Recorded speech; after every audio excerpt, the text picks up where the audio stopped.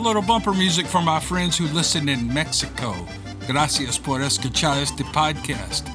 No, I don't speak Spanish. I looked it up on Google. But I do hope you enjoy this podcast. All right, here we go.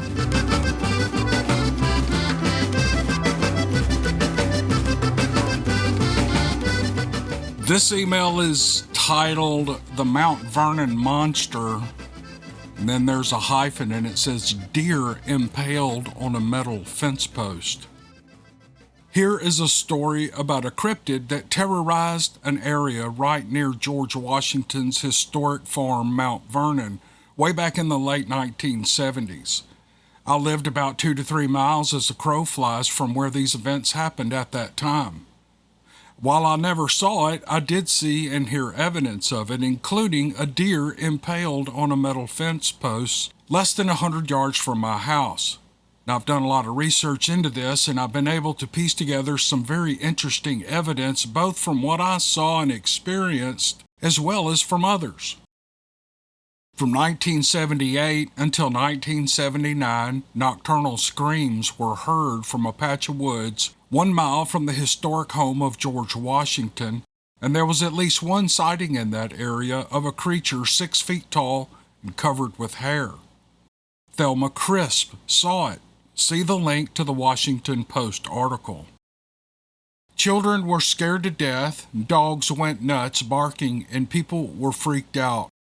By May of 1979, Fairfax County Police had had enough, so they brought out a park police chopper with searchlights, and they searched 100 acres of woods bordering Union Farm Road with 6 policemen with radios in the woods ready to signal the chopper, but they never found anything. This created such a stir that in 1979 the Washington Post wrote an article on it. I'm going to mention a few links through this man's research and his email to me. They're all going to be linked in the description below. You guys can go read them. In addition, here is audio of the actual screams recorded in 1980. Go to the end of the interview, and there are multiple recordings of it.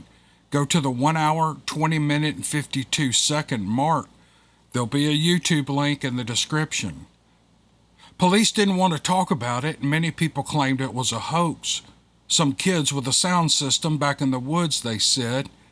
Well, here's an account from someone who lived right in that area and had a direct encounter with it, which proves this was no hoax. Well, it was no hoax. There was something there in the woods for a while. I used to go down there 2 or 3 times a week with another friend. I would never go alone. I first heard about it while reading the Alexandria Gazette in 1979, and the first time I went out there to check it out was in 1983. I was 19 years old at that time. My buddy and I went out in the woods to listen for something, and we stayed in the woods for 30 minutes, but we didn't hear anything. And then we went back to the car and got in and turned the engine on because it was chilly out. The police came down to see what we were doing in 3 separate squad cars. The officer asked us what we were doing there. My buddy told him that we were there to listen for that monster. This officer had a good chuckle, and he told us that he personally didn't believe in it, but that his partner did. And just as that came out of his mouth, there was a horrific scream from 100 feet away. The officer told us to get out of there, and at that point, he ran to a squad car and he raced down Union Farm Road and through the gate of the old Union Farm with the other squad cars following him. They had their spotlights on in every direction. Well, we left immediately. On another night, I was down there with 4 other friends of mine. We were hanging out on a little bridge just at the entrance to the old Union Farm property. We were playing 20 questions just to pass the time, and I kept hearing these strange knocks of wood on wood every few minutes. I don't think the other guys paid attention to it, but I heard it 3 separate times. I told my buddies that I kept hearing the knocks, and after saying, "Hey guys, that's the 3rd time I've heard that sound. This thing is screaming at us." It was the most horrific scream I've ever heard, and it was about 25 or 30 feet from us. The most harrowing part was that we had to run right by it to get to the car. And as we were running past it to the car, it screamed again. and the scream was totally enveloping, and it felt as if it would knock you over. Well, at that point, I was about 10 or 12 feet away from it, and I can tell you this was no speaker or person that can scream like that. This was a low, guttural scream that came from the belly and up through the chest, and it was nothing I have ever heard before. I've been out in the woods my entire life. I hunt and I camp and I fish, and there's no animal that can make that kind of sound. And that particular evening, only 2 of us were believers up until that point. And after that night, all 5 of us were believers in this creature. Well, that was the scariest night of my life, and I'll never forget it. There were other occasions that we would go out there and listen, and we actually heard it yelling several times, but never at a close range again. It tossed rocks at me and my buddy once, and we even saw its breath on a really cold evening right at the tree line on a golf course. Now, people can be skeptics all they want. That's their choice. But when you experience something like my friends and I did, well, you never forget it. And you question a lot of your former beliefs. That's the end of the quote. Here are a pattern of things that happened in this wilderness area, some of which I saw and heard, says the writer, including a deer impaled on a metal fence post.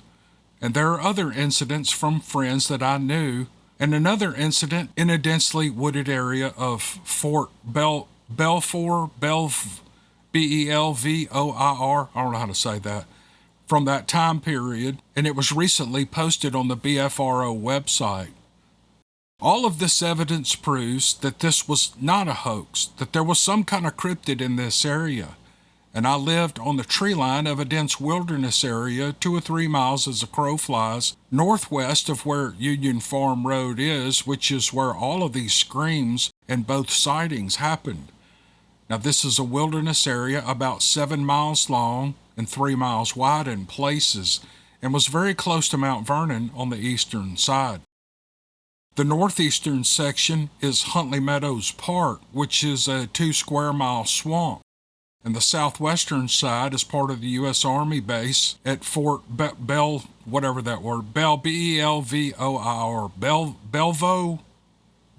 Belvier, I don't know.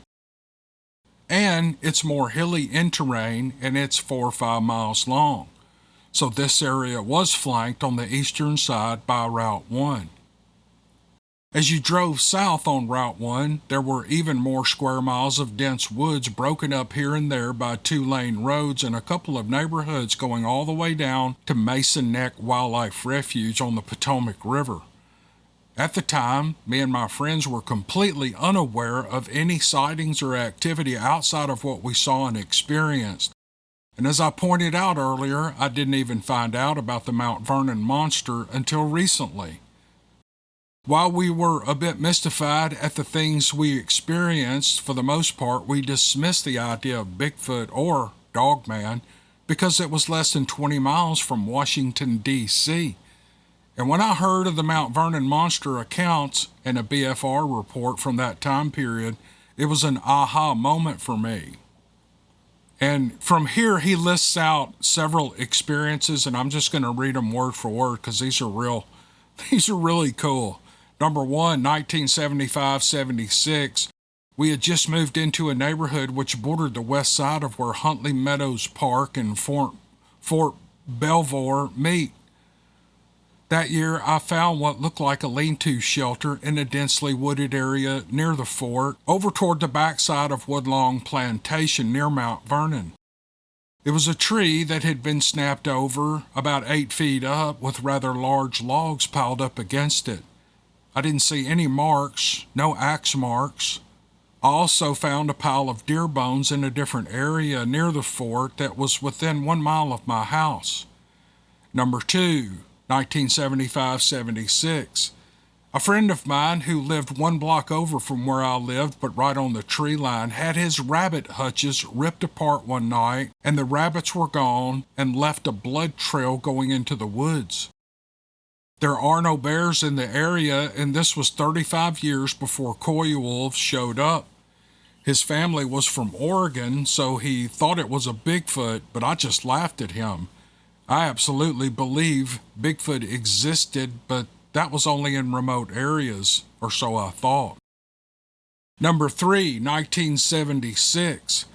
I had a terrifying experience way back in the woods one night when I was cutting through a densely wooded area in the fort. I'm gonna stop this video and I'm gonna look up how to pronounce this fort. Just you guys hang on just a second. Okay, I just ran about 3 Google pronouncement videos, and it's pronounced in several different ways. Belvoir in Europe and Bilva in the United States. From now on, I'm just going to call it Fort B. So let's go back to number 3 and start over. 1976, I had a terrifying experience way back in the woods one night when I was cutting through a densely wooded area in Fort B on an old dirt road to get home. And while I didn't see anything, it was a typical encounter.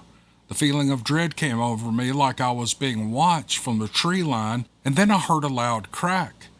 And when I walked, I could hear movement behind the tree line when I stopped, and then it would stop, but whatever it was did not follow me. Number 4, 1976 through 1977. Some friends were back in the woods one night 50 yards from where the rabbit hutches were raided, when something very large came crashing through the woods like a bulldozer. It was grunting and growling, and it knocked over a rotten tree. They didn't see it because there was no moon that night, and they nearly wet their pants as they fled out of the woods in terror. Number 5, 1977. The BFRO website had a report filed a couple of years ago from an MP who was stationed at Davidson Army Airfield in 1977. He heard this thing crashing through the woods like a bulldozer and actually saw its red eyes back in the woods one night after a herd of deer stampeded past his guard shack. A terrified motorist pulled up to his guard shack that night and said he almost hit a rather large hairy creature with red eyes, and there were other sightings in the area at that time. Here is that report. He gives a link. The link is in the description. This was the southern end of the wilderness section of Fort B, where these other things happened, and about 2 miles from the habitat I found. This is number 6. In 1977, one night I heard the most bizarre vocalization I've ever heard in the woods, and it was coming from just behind the tree line near my house. I knew it wasn't an owl, a fox, etc. It did sound a little like some of the more uncommon loon vocalizations, but this was way too big to be a bird, and the sound started off way lower than a loon. Number 7. It was a morning in 1979 or 1980, and we noticed a deer that had been impaled on a 4-foot-tall flat-topped metal fence post.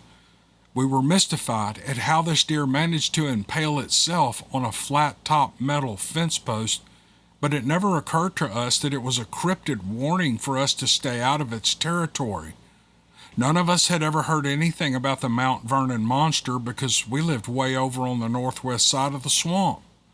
And number 8, in my opinion, whatever this was moved out by the mid-1980s for 2 main reasons. The combination of Fort B construction on satellite monitoring sites and managed deer hunts to thin the deer population. My guess is that it followed the Potomac River south.